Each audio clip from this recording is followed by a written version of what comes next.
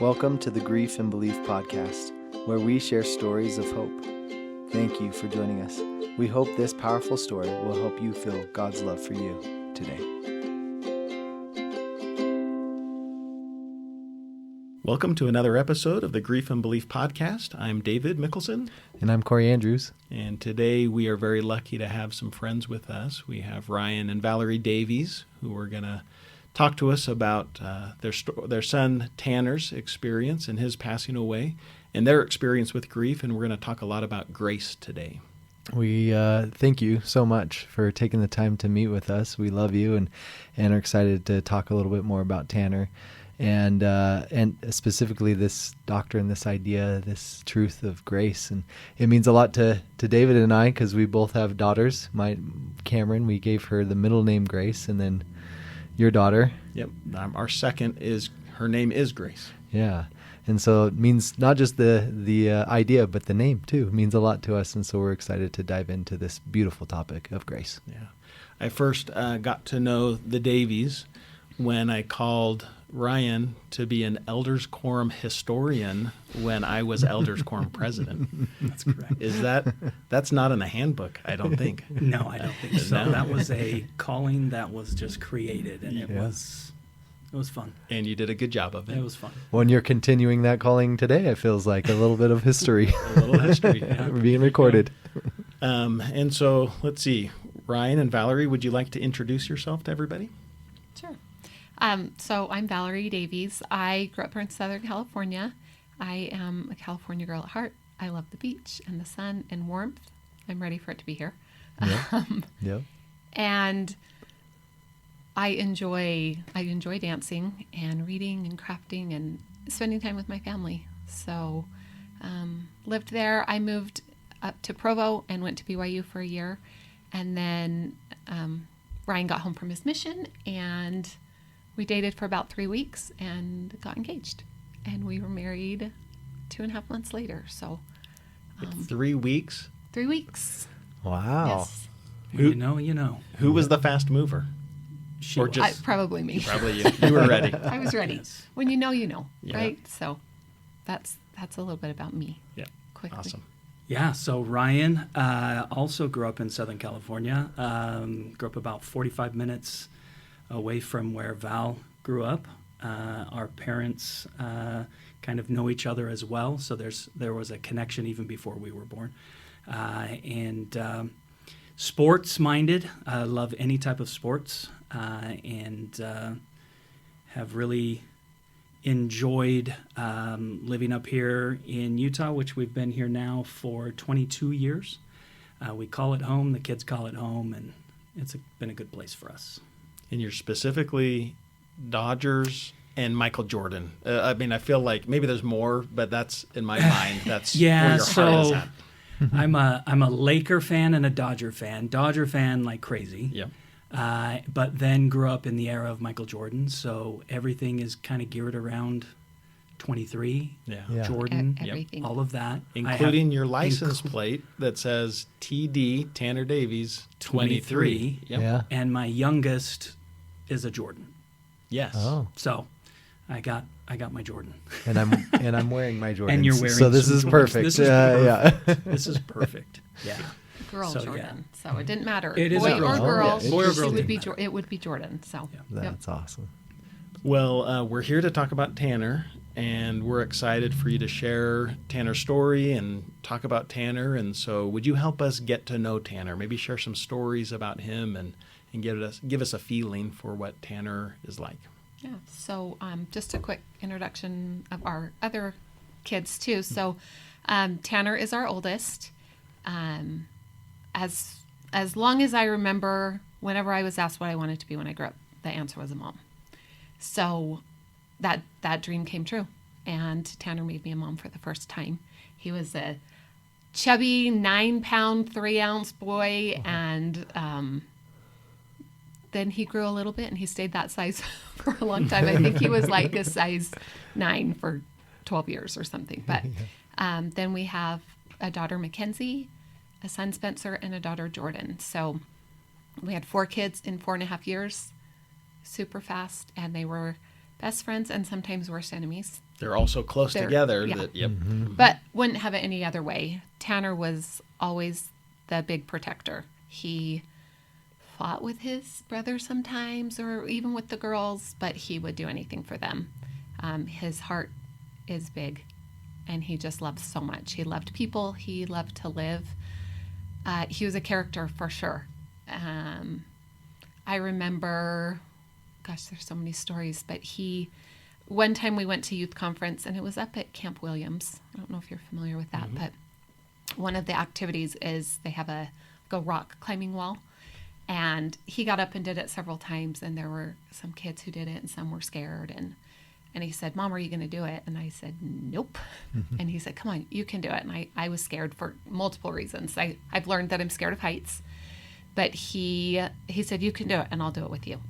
So we got up there, and he went over the edge on his rope, and I stayed up above, and I couldn't do it. I couldn't go down, and he was there to encourage me every step of the way, and he said, "No, you can do it."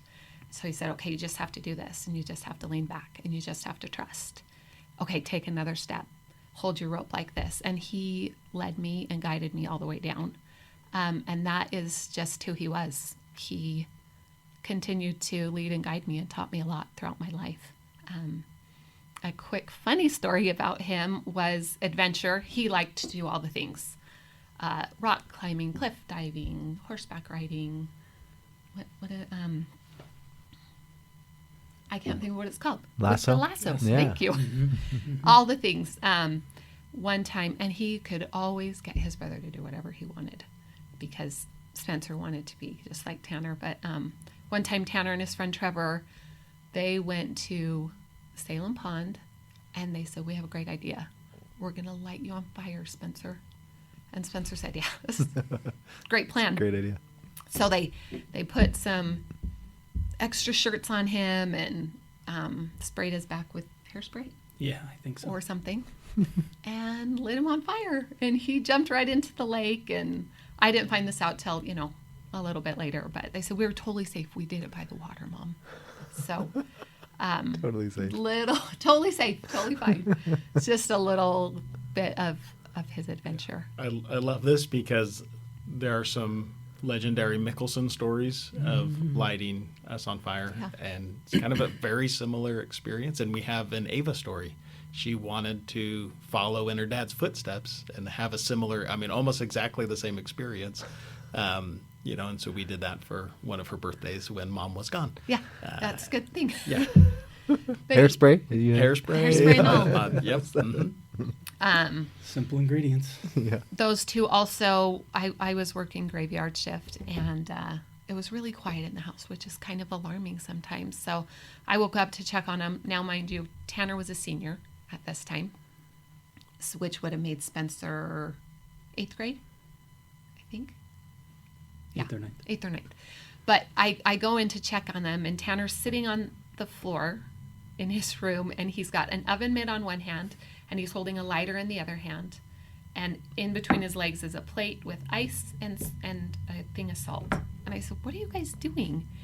And he had also a nail. And he's like, "Oh, we're just burning stuff." And I said, "What are we burning?" And he said, "Stuff in the shape of a nail." And I was like, okay. And out of the corner of my eye, I see Spencer sitting on the bed with a really bright red arm. And I said, "Are you burning your brother?" And he said, "Yeah, I'm burning him. We branded ourselves because we want to be connected forever." I was like, "Oh my gosh." And he turned and he said, "But don't worry, Mom. I got one too." So that's just who Tanner was. Yeah. In the same breath, he was a protector. Kenzie needed something at school one time, and he was right there for her. Brought it to her, loved her, held her, adored her, and Jordan too. They were little buddies. They had nicknames for each other, and just all the things. Yeah. He would do anything for his family. So, Ryan, what's a story or two that? Yeah. Yeah.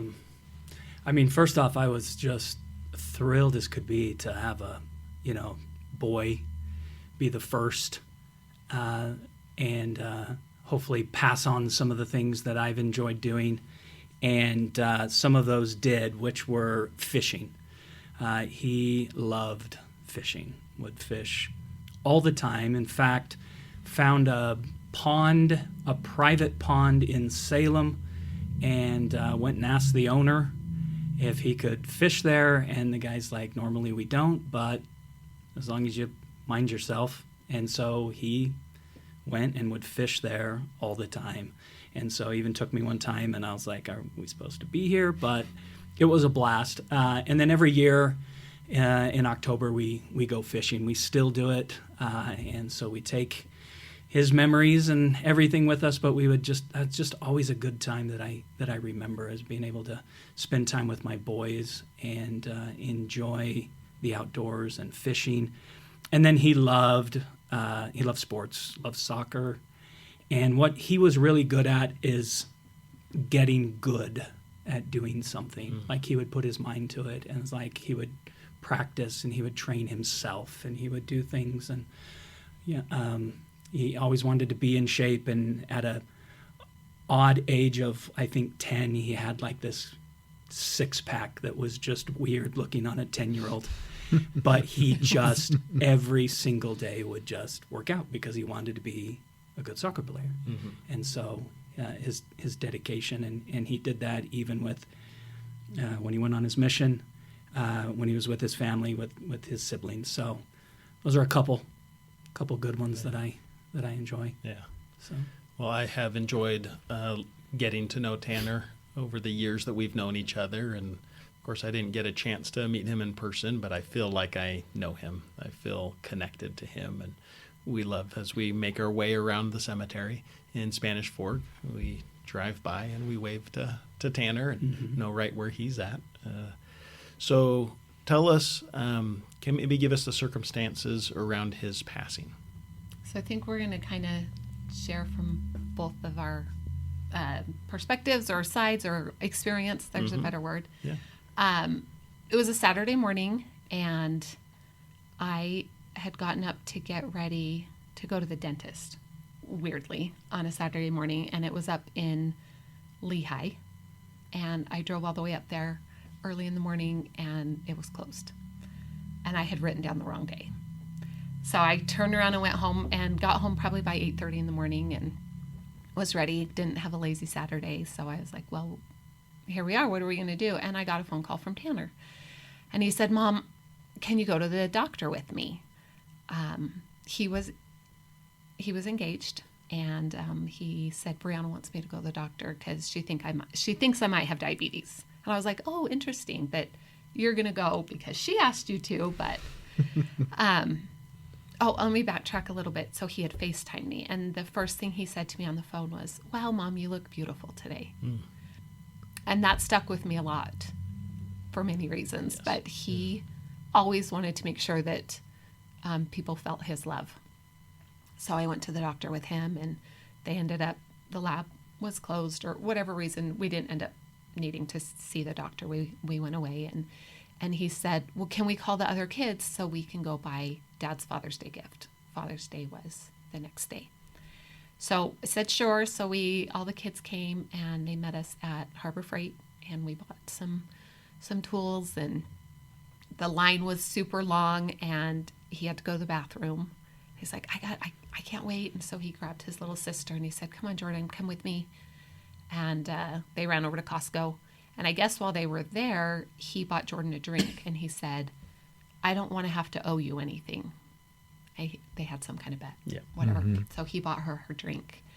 And then we met back at the house, and we wrapped the presents, and he was like, can we give them to Dad?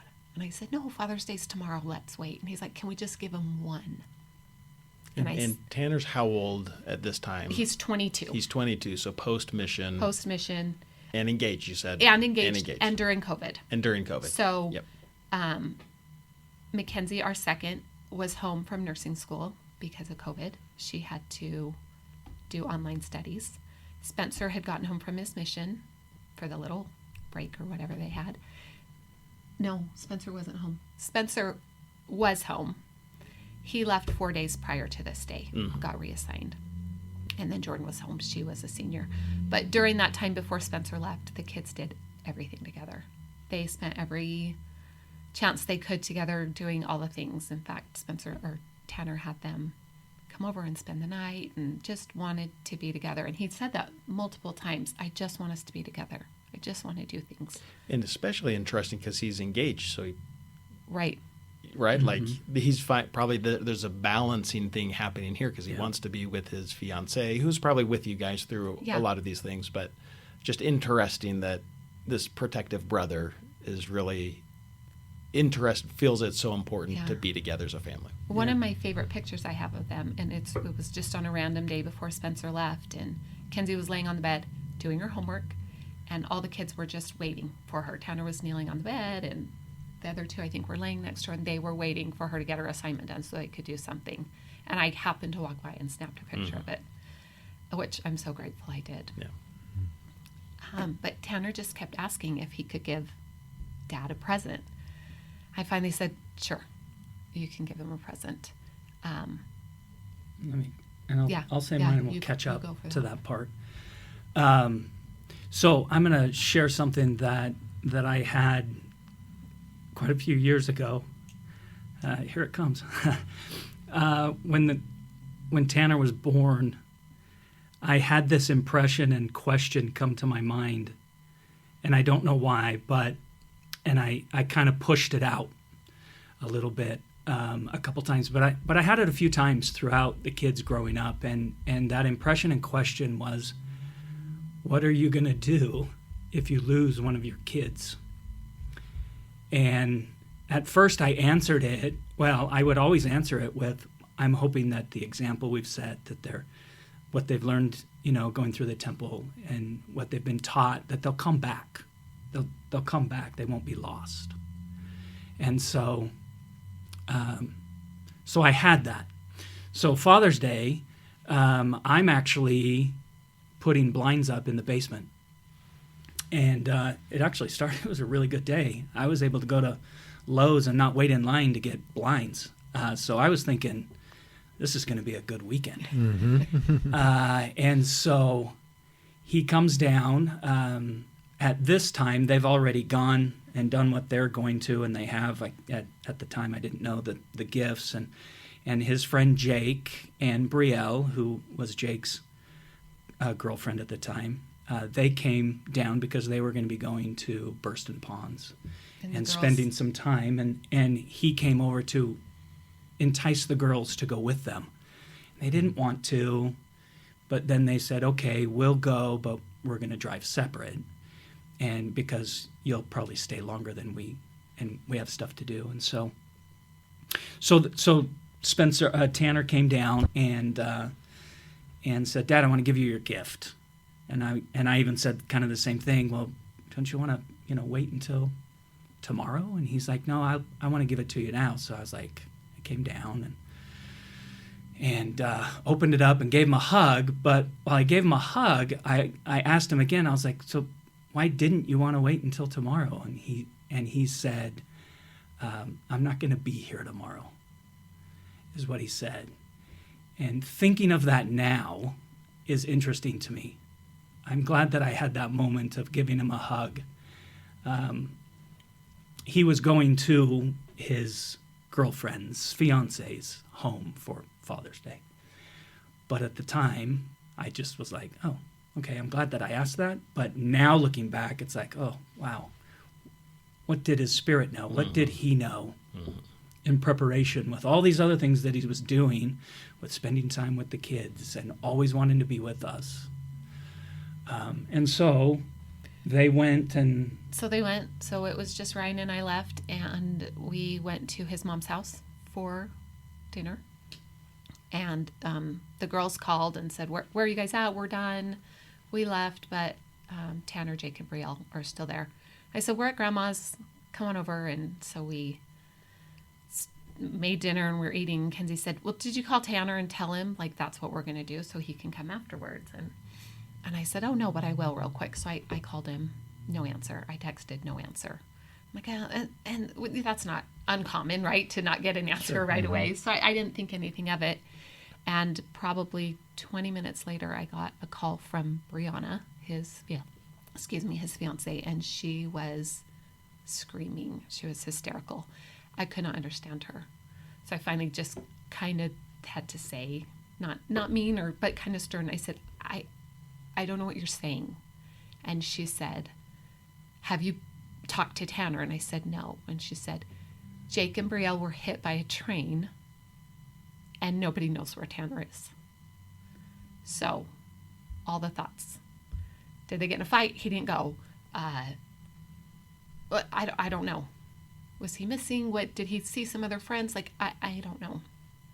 I, of course, didn't know what to do. I yelled to Ryan. We ran. The girls got in the car with us. We ran to the car and started driving.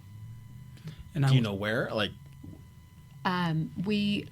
I just mean, like, did you know where to go? So we knew he was at the pond. You know he was going to the pond because they said we were going to go. So we decided to start driving in that direction. That way. Mm-hmm. And I will say that as soon as the phone rang and you could tell that there was frantic going on, the question that I had in my mind came out again. And immediately I knew that I would have to answer that. I didn't say anything at the time, but I knew I would have to answer. Mm-hmm. What am I going to do? And so we got in the car and we drove, and then we were making phone calls. I was trying to call the cops, find out about an accident, trying to call hospitals. I couldn't get anything. Finally found out that Jake and Brielle were being taken to Utah Valley Hospital. So we turned around and got there in just a few minutes. We got there really fast. Brianna met us there. It's COVID. They won't let us in the hospital except for one person. So I go in. Where's my son? I know this is happening. I'm they said, we need you to calm down. Let us figure out what's going on. Why don't you have a seat? I said, no. So I'm pacing back and forth, and they came and got me and said, can you come in this room? And I knew. And I said, no, I can't. I said, you have to let me get my husband. So they let me get Ryan, and they brought us into a waiting room, and we were just a mess. And the person who brought us in there, Ryan, said, can you just tell me what did you say? I think I said, can you tell me I think I just asked is he gone? Can you tell me if Tanner has passed? And she said, I can't tell you that. And I said, I think you did, is all I remember saying.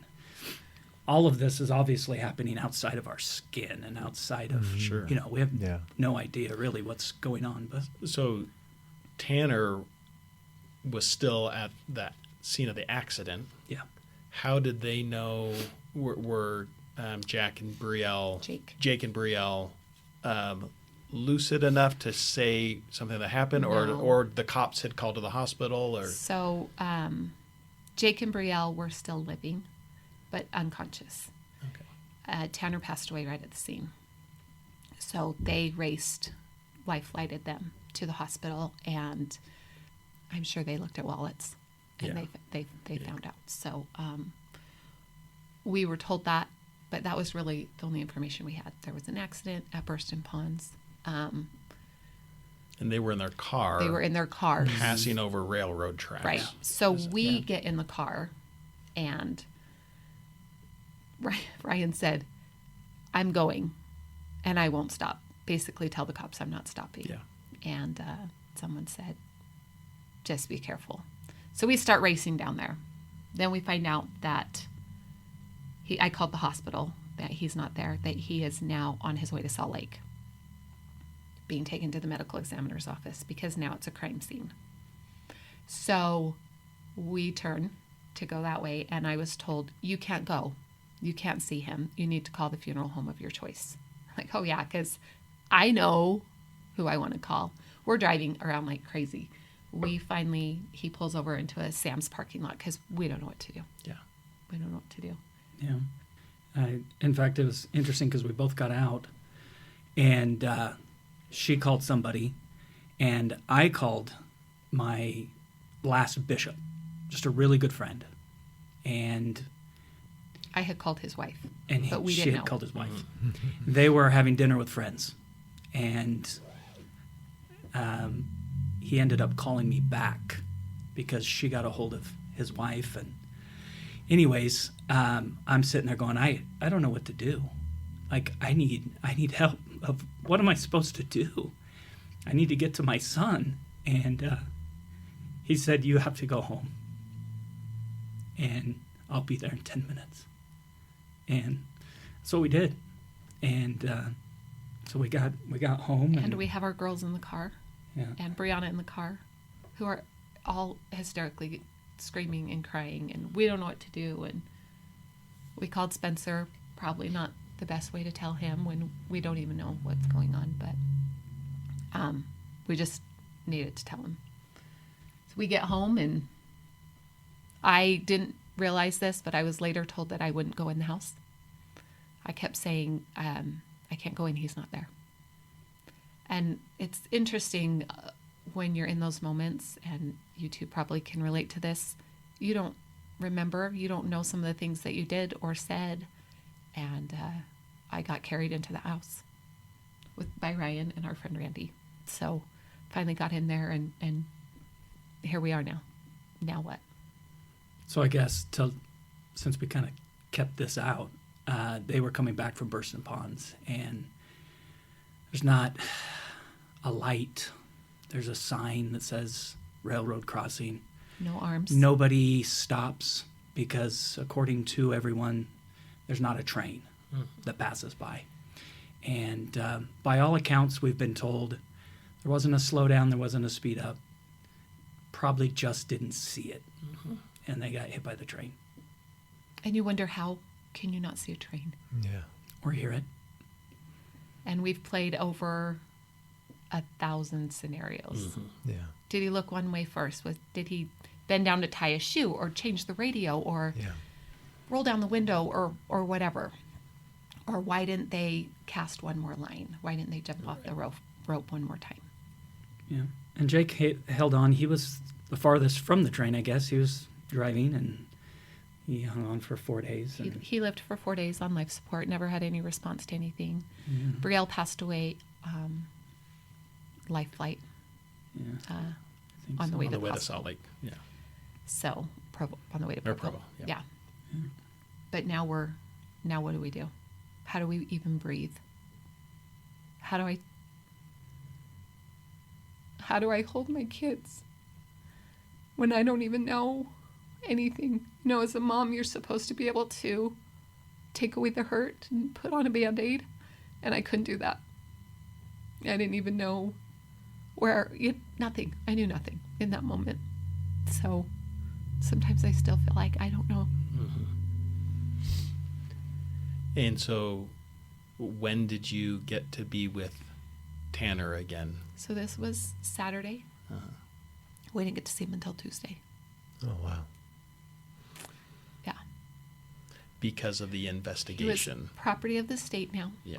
which made me really mad. That's, Like, no, he's not. Yep. He is mine. Of course, Sunday is Sunday. So they don't do They don't do autopsies. autopsies. And so Monday was the autopsy.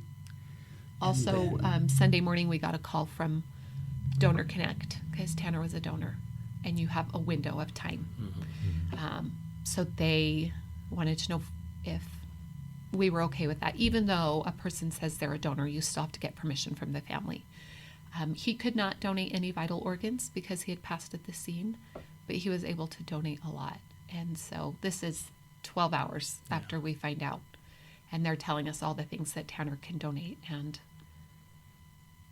I'm looking at Ryan and what do I do? And we decided to honor his wishes and let him donate as one act of service. So that happened, and then they were able to do the autopsy on Monday, and then he was finally released to the funeral home on Tuesday. And we had met with the funeral home on Monday, and they helped us kind of guide us through the next steps. And they knew, this is what happens when they're at the medical examiner's office. And this is, as soon as we find out, we get him, and they kind of asked us questions on preparing his body and what we wanted. And we didn't know how, when we got the call that we can come see him, we didn't know what state he was in. That was going to be my question. Is that it? Yeah. And so we snuck out of the house. We didn't tell the kids because they would have just jumped in no matter what. Well, And we had no idea. I mean, train accident. Yeah. Yeah. Donation. Autopsy. Mm-hmm.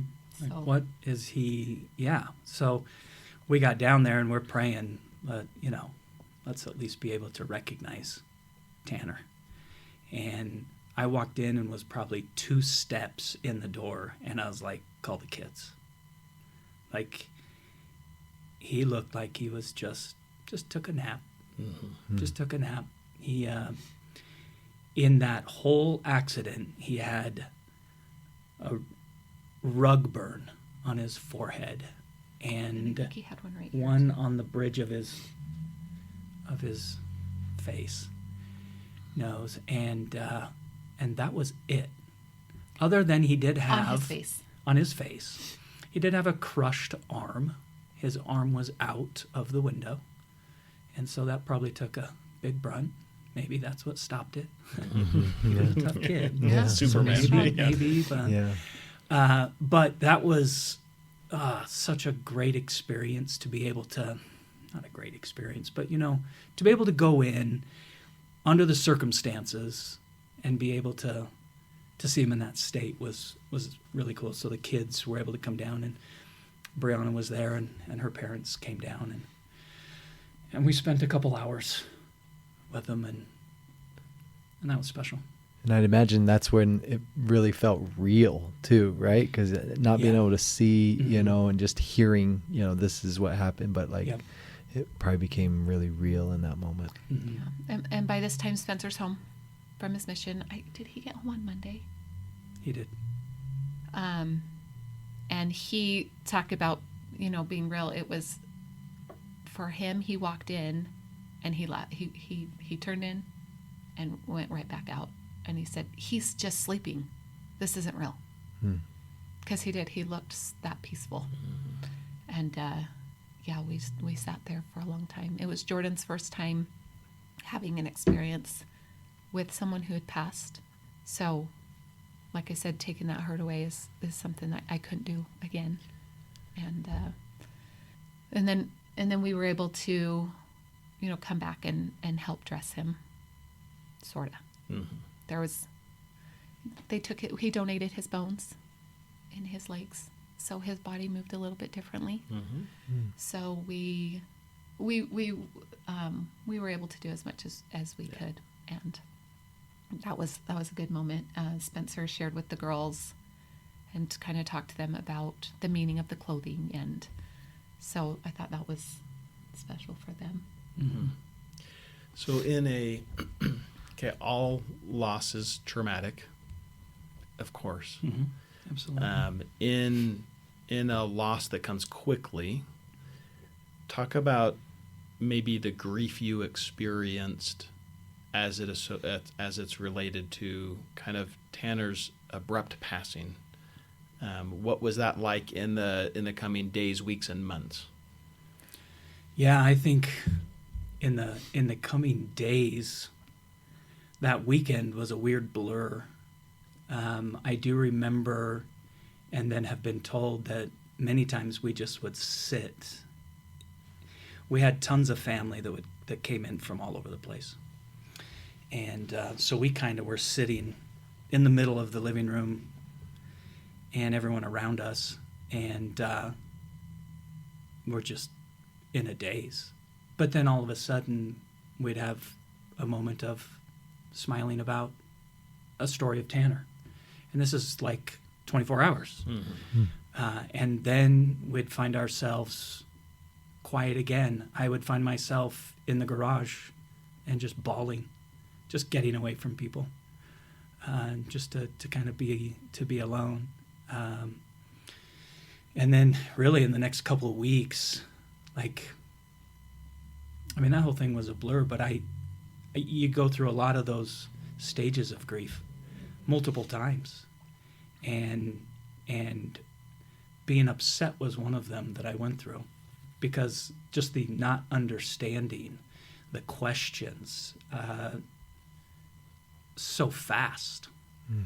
What was the last thing I said to him? What was the last thing? I couldn't put things together. Did I give him a hug? When was the last time I did that? Where is he? You know, What's he doing right now? What's he doing right now? Yeah. You know, I want to know that. And it was hard. Yeah. Like you said, all loss is hard, right? For us, we didn't get any chance to say goodbye. It was, and I think you hear about stories of people passing, or kids getting cancer, stillborns, and you think that's never going to happen to me. And it did. And it's the worst club to be a part of. And I thought, I went through the anger stage, and not necessarily angry at God, but why did this happen? You're telling me that I sat up there and I said, you give me this little boy and you let me feel him grow inside me, and then I'll raise him and I'll watch him and I'll see all those stages, and then you can have him back. I said yes. That was the plan I agreed to. And that's hard to believe that I said yes to that. But we did. And I don't understand all of it. I don't know if I ever will here on this earth. But we've had people ask us, well, have you moved on? And I said, no. How do you move on? What does that mean? Yeah. I said, my best way is I will never move on, but I'm moving forward. And I'm learning how to do that every day. And some days I do it better than others. Some days I can laugh and recall stories and enjoy that. And some days I don't want to get out of bed and I don't want to talk to you. And that's okay. All of those stages and all of those moments are okay. And we've had to learn to allow each other all of that time. Together, we've done it together, and we've done it separate. And the same with our kids. We've had to let them do that too. So, can I ask about the fiance and Yeah. how did they have a date set? Was that they did. It was 2 months before the wedding. 2 months before the wedding. Oh. Yeah. She's amazing. We love her. She'll always have a special place in our heart. I mean, Tanner loved her. She was going to be part of our family, and she is part of our family. I won't say gonna. Yeah. Took her a long time. She got married last year, and we want her to have happiness, and Tanner wants her to have happiness. Yeah. So I think she has that, and we're grateful. I just talked to her a couple months ago. She called me for my birthday, and so we're still in contact. Not as much as we were, but Yeah. She's a beautiful girl. Yeah. So let's, as we kind of transition to talking about grace, you talked about one day at a time. Some days I do it better, other days not so well. How do you find grace with yourself? Like, maybe before we talk about the Savior's grace, how do you extend grace to yourself or to each other or to your children as you're still going through? This is now, Tanner passed away how long ago? It's been how many years now? Almost 5. Almost 5 years. So now 5 years later, how do you give each other grace or give yourself grace on those days where you're maybe not doing particularly well? I think you have to be patient with yourself. I've learned a lot about grief. Obviously, it wasn't something that I studied or knew about, and I think there's a lot of, I don't think grief is talked about enough, and people don't know how to do that. What I've read and learned and have experienced myself is that it's okay. I learned that I didn't know this about myself, but I learned that driving up the mountain and bringing dishes and throwing them on rocks is very therapeutic for me. I like that. And I could just let out some frustrations and anger and some yelling, I guess. I did. And that's okay. And it's okay to have moments of quiet, and it's okay for Ryan to cry and not me. And that was hard, because why am I not crying and he is? So I think giving yourself grace to say it's okay to do what you need to do and when you need to do that. And with the kids too, we've had kids who processed and went through it sooner than others. And we've had kids who've had panic attacks and then have had to call us because did something happen to someone else, or they were sure that somebody else had been in an accident or something. And I think that all relates back to this. There's a lot that you don't see behind closed doors when you're watching grief. You know, I've had people say, well, you guys look like you're fine now because I see you smiling and you went on vacation. But they don't see me watching my husband cry himself to sleep, or my daughter checking everyone's location before she goes to bed to make sure everyone's safe. Yep. So, it's still a learning curve. Yep. And I don't think stages of grief, you go through them and you're done. I think we'll go through them for the rest of our life. Yeah, thinking of the kids, Spencer, probably a year ago, allowed himself to kind of crumble a little bit and experience maybe what a lot of us experienced maybe earlier, because he needed to be the rock for everybody. Probably in missionary mode. He was in missionary mode for quite a while, even after. For him, a decision to go back out. So came home for COVID, then came home for this. It was tough. He needed to be with the family. He needed to do that, but that was a hard decision for him to make. But I don't even know if it was a year ago that he finally, it was about a year ago, where he finally kind of broke down a little bit and started sharing some things, and is like, I really miss Tanner. And it's taken, we knew he missed him, but for him to vocally, it just wasn't anything. So his coping was to hold it in a little bit, and you can do that for only so long. And I find that for myself as well. And maybe this will segue in, but for me, I felt I need to do nothing for a little bit. I need to step back from church service. I need to, still provide, but my gosh, when I'm done with work, I'm going to sit in that house and I'm going to just think of Tanner and do everything that I can for Tanner. And I don't think we turned the TV on for 3 months. No.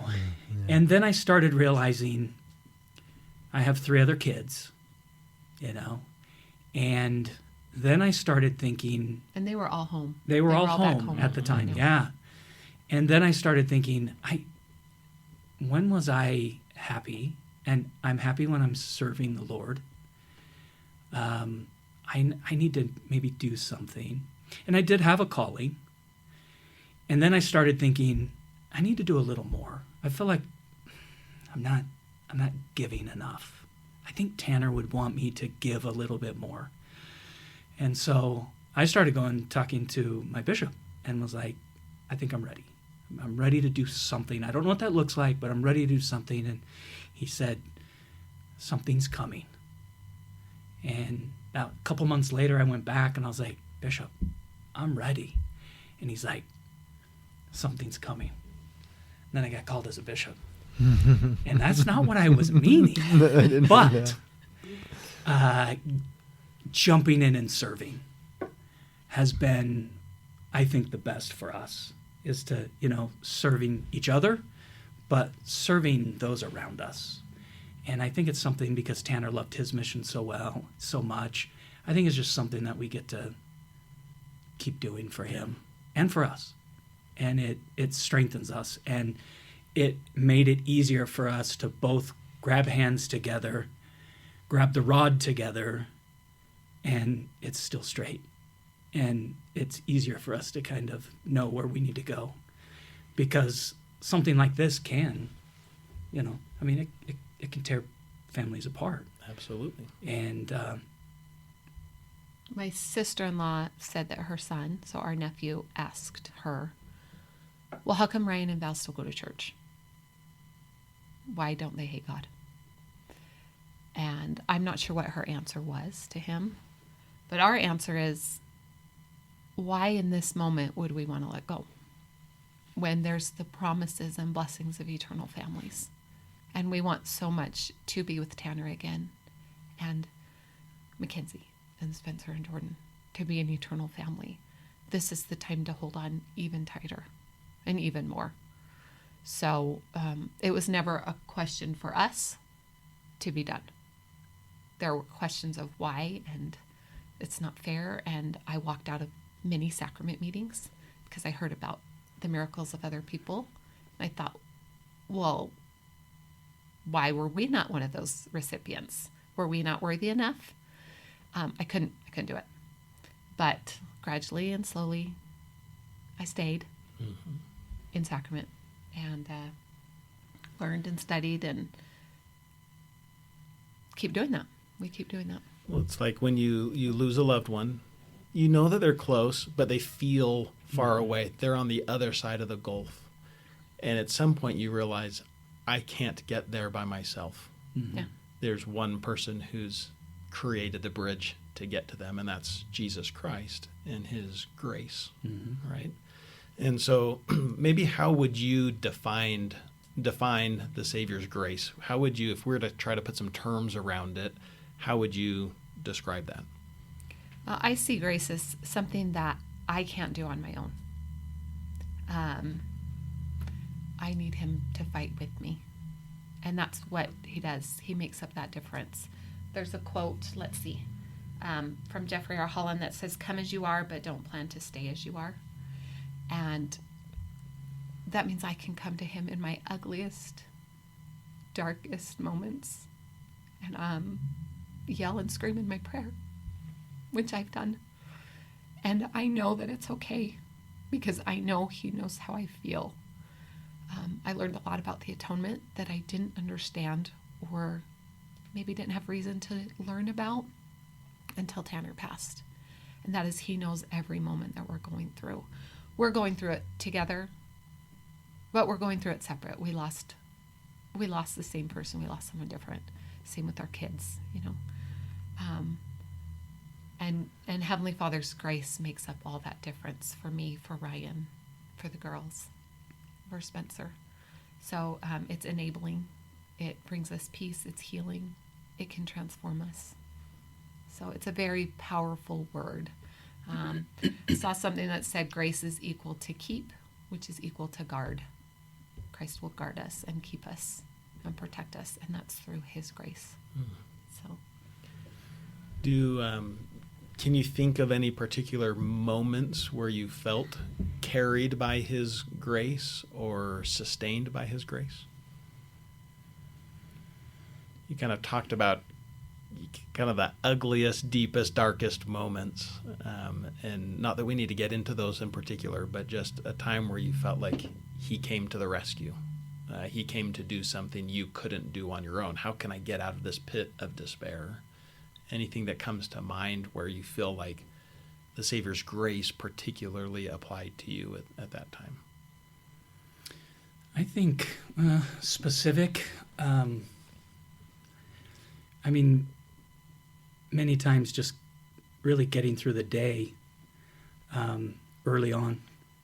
And so early on in this journey, I think I felt his grace like right away. But I guess I also think of, hopefully I'll answer this question, but I also think that grace also, it's going to be given to everybody, but there's work we have to do. And so there's times where we couldn't get out of bed, and his grace says, that's okay. Like, hang out in there. I'm going to take care of everything else. And then there's times where, hey, I'm going to try.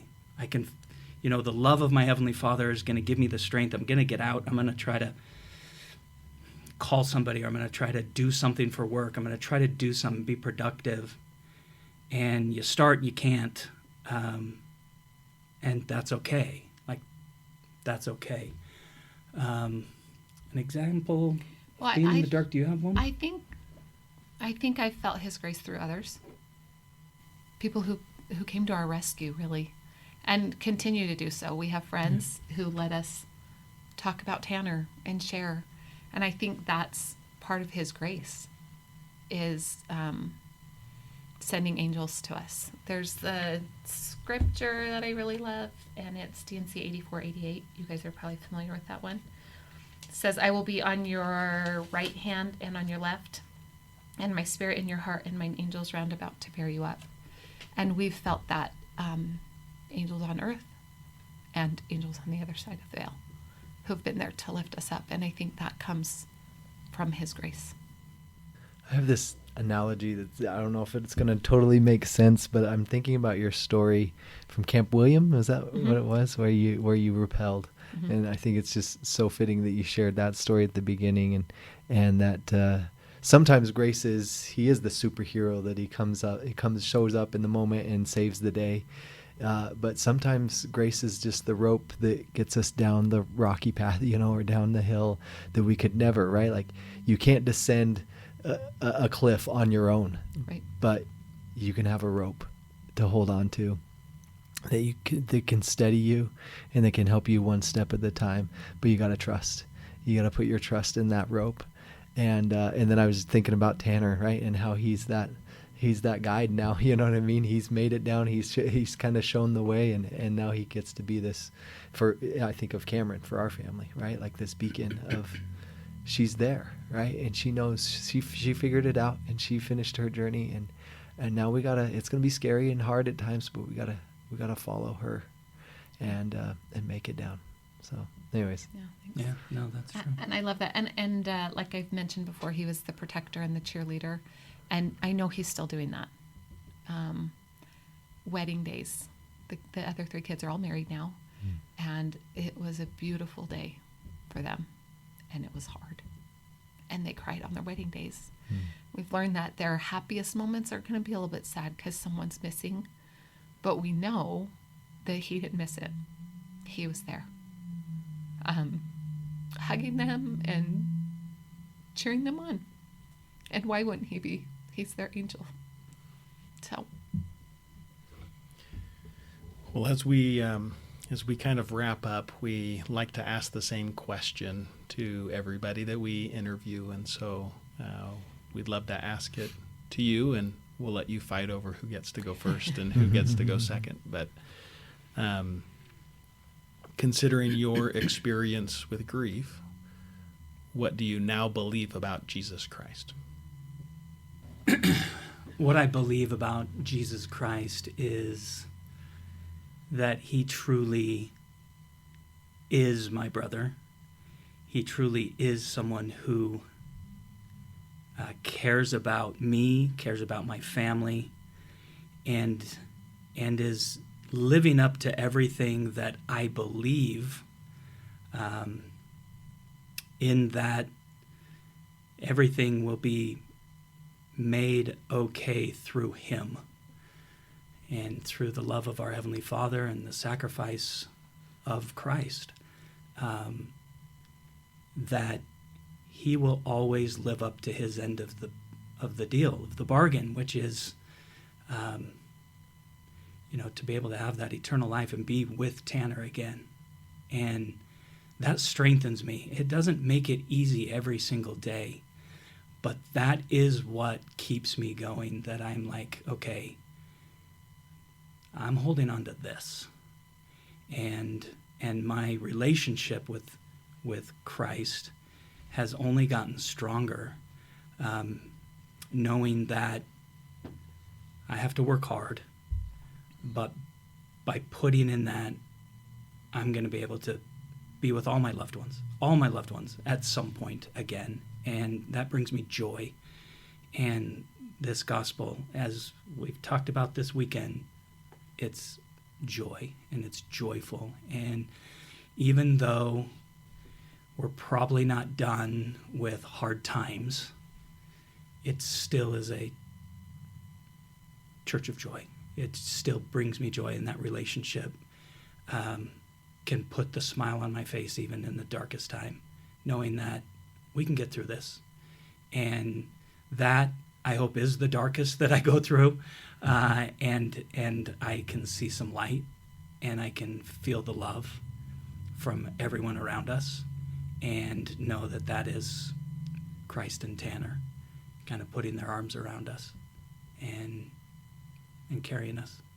And so that gives me a lot of hope and strength. And I share those sentiments too. I've learned that, and I knew, but Christ loves all his children. He put us on this earth to have joy. Like the scriptures say, men are that they might have joy. That doesn't mean it's without trial. I've learned that he's the one I can turn to for everything, and that he'll be there for me. That he loves me, he loves my family, and he wants to help us. I'm grateful for the gospel. I don't know that I could have gone through this trial without it. I can see how it tears families apart and puts you into depression or turning to substance abuse or whatever. I can see that. Yep. I can see that. But I'm grateful for the knowledge that we have, that we can be an eternal family. We've gone to the temple and we've made covenants because of Christ, because of all he did for us. And what an amazing blessing and promise that is to us, that we can have that. I want nothing more than to be with my family again and to feel Tanner's arms around me. And that will bring me joy, and to have my kids and grandkids and everyone there. So really, Heavenly Father loves all his children, and he wants all of us to be happy. We're going to make mistakes, and he's going to love us. That's all he wants. He wants all of us to return to him. So that's beautiful. Thank you for allowing us to come in and to hear your story and to get to know Tanner more, and teaching us that we can find grace in broken glass and in service and in the Savior.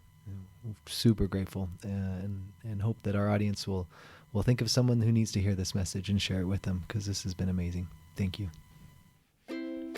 Thank you to our incredible guests for sharing their story of hope. If you know someone who might be blessed by hearing this message, please share it with them. We would love it if you would subscribe, rate, and review, and comment on our podcast so others can find it. Be sure to follow us on Instagram and Facebook, as well as join our Grief and Beliefs Facebook group. Thank you to our sponsor, High Five Live Tours, where fun and joy meet on inspiring travel experiences. Special thanks to our producer, Misty Lynn Howard. Check out her history podcast called Faith Ignited. Thank you again for listening, and we'll see you next time.